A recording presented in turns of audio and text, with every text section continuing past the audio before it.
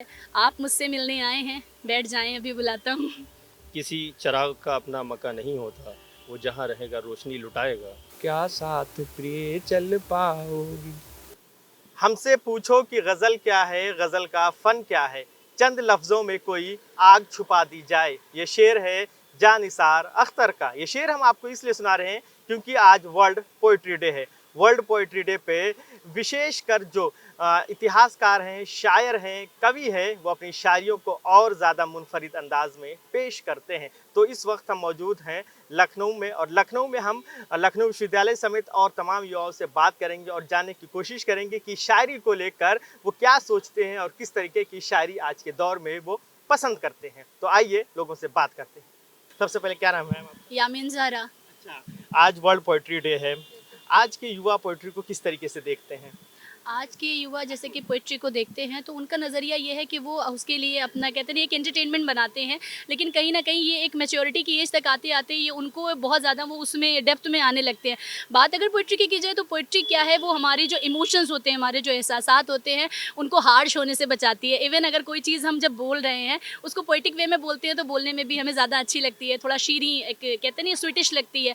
Poetry जो होती है इंसान को कहते नहीं कि उसको एक अच्छा किरदार बनाती है, उसकी कैरेक्टरिस्टिक्स को जो है उभारती है। और पोइट्री की बात अगर की जाए तो इन्हीं किसी भी लैंग्वेज में अगर आप देख लें कि चाहे वो हिंदी हो या आपका इंग्लिश लैंग्वेज हो, पोइट्री ने हमेशा कुछ न कुछ इंसान की खूबियों को उभारा है। आप भी पढ़ती होंगी पोइट्री, किस शायर को पढ़ना पसंद करते हैं? मैं चाहूँगा कुछ शेर अगर आप कोट करें। मुझे तो हाफ़ी को सुनना पसंद है और जॉन एलिया को मुझे पसंद करती हूँ। जॉन एलिया का एक शेर है, आप मुझसे मिलने आए हैं, बैठ जाएँ अभी बुलाता हूँ। आज का युवा शेरो शायरी से ज़्यादा शगफ़ नहीं रखता है। आजकल अगर देखा जाए तो आजकल जो फहश गाने चलते हैं और उसी के जो म्यूज़िक होता है उसमें इंसान खो जाता है। लेकिन सही ये है कि शायरी इंसान के जज़्बात, उसके एहसासात की अक्कासी करता है। जैसे वसीम बरेलवी का शेर है कि किसी चिराग का अपना मका नहीं होता, वो जहाँ रहेगा रोशनी लुटाएगा।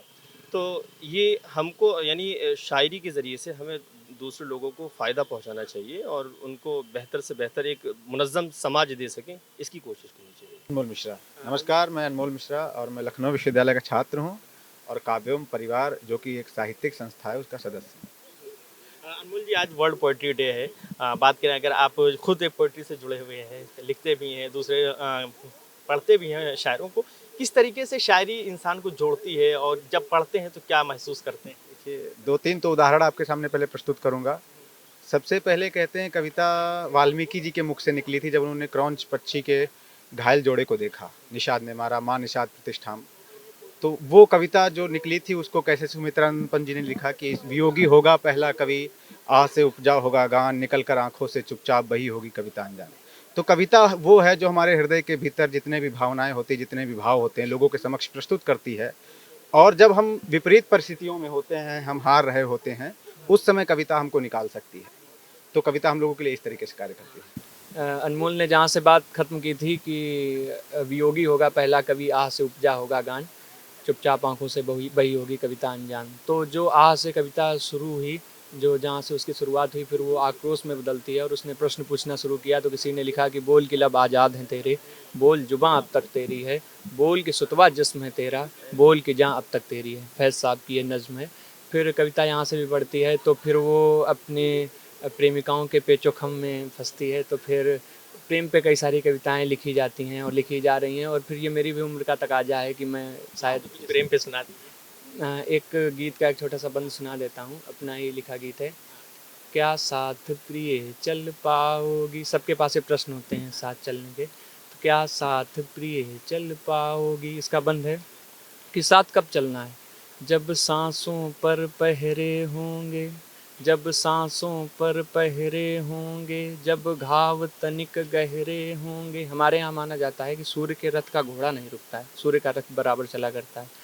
तो जब सांसों पर पहरे होंगे, जब घाव तनिक गहरे होंगे, वो सदा सदा चलने वाले जब अरुण अश्व ठहरे होंगे, तब कहो तब कहो तब कहो भूल मेरा चुंबन, अथवा तज मेरा आलिंगन, टूटे स्वप्नों की समिधा सी, धूं धूं करके जल पाओगी, क्या साथ प्रिय चल पाओगी, क्या साथ प्रिय चल पाओगी।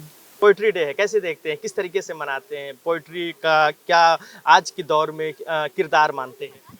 देखिए, अगर आज के समय में साहित्य की बात किया जाए या कवियों की बात किया जाए, तो ना सिर्फ आज के समय में, मैं समझता हूँ पुराने काल से कवि एक स्वयं में ऐसा व्यक्तित्व है जिसकी कल्पनाएं ना किसी सरहद पे, जाति धर्म पे, किसी पे नहीं रखी जाती। इसलिए संस्कृत में एक वाक्य आता है, अपारे काव्य संसारे कवि रेखा प्रजापति, कि जो कवि है वो जो कुछ सोच पाता है वह कोई दूसरा नहीं सोच पाएगा, क्योंकि कवि किसी राजनीतिक बंदिशों में नहीं बंधा हुआ है। इस देश के पहले प्रधानमंत्री जब जवाहरलाल नेहरू प्रधानमंत्री हुआ करते थे, उनके सामने एक छोटे से कवि निराला ने उठ करके कहा था कि वतन बेचकर पंडित नेहरू फूले नहीं समाते हैं। यह उस कवि की, आप ये कह लीजिए कि एक निर्भीकता है कि वो निडर होकर एक अपने देश के पहले प्रधानमंत्री से ऐसी बात कर रहा है। मैंने अभी सुबह ही मैंने लिखा कि कुछ ख्वाहिश है मरने की, कुछ ख्वाहिश है मरने की, कुछ कोशिश है जीने की, कि कुछ ख्वाहिश है मरने की, कुछ कोशिश है जीने की, मेरे हाल पे तरस न खाना तुम, मुझे आदत है आंसू पीने की। कि कुछ ख्वाहिश है मरने की, कुछ कोशिश है जीने की, मेरे हाल पे तरस न खाना तुम, मुझे आदत है आंसू पीने की, और गलत फहमी में न रहना कि हम बिखरेंगे कभी, गलत फहमी में न रहना कि हम बिखरेंगे कभी, हमने चाकू से कोशिश की है दिल के जख्मों को सीने की। तमाम छात्र थे जो शायरी को लेकर, कविता को लेकर, पोइट्री को लेकर, और वो खुद जो लिखते हैं वो प्रस्तुत कर रहे थे, और ख़ासकर तमाम जो शायर हैं जिनको वो पढ़ते हैं, जिनको वो पसंद करते हैं, उनको वो सुना रहे थे शायरी। बंदिशों को तोड़कर, हमेशा सरहदों से के निकल कर हमारी जो जज्बात होते हैं उनमें ढल जाती है। किसी शायर ने कहा था कि कितना दुश्वार है जज्बों की तिजारत करना, एक ही शख्स से दो बार मोहब्बत करना, जिसे तुम चाहो उसे कोई और ना चाहे, इसे कहते हैं मोहब्बत में सियासत करना।